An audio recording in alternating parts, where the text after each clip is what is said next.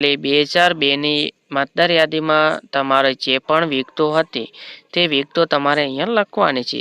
જેમનું પણ નામ 2002ની મતદાર યાદીમાં હતું તેમની વિગતો અહીંયા પર લખવાની છે ને અહીંયા પર તમારે આમ લીટી મારી દેવાની છે.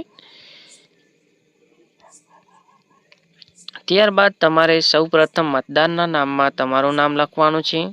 તમારો ચૂંટણી કાર્ડ નંબર લખી દેવાનો છે. અહીંયા તમારે સંબંધીના નામમાં તમારા પિતા અથવા તો માતાનું નામ લખવાનું છે. અહીંયા તમારે તેમની સાથેનો સંબંધ લખી દેવાનો રહેશે. તમારો જિલ્લો, રાજ્ય અને એસેમ્બલીનું નામ લખવાનું છે.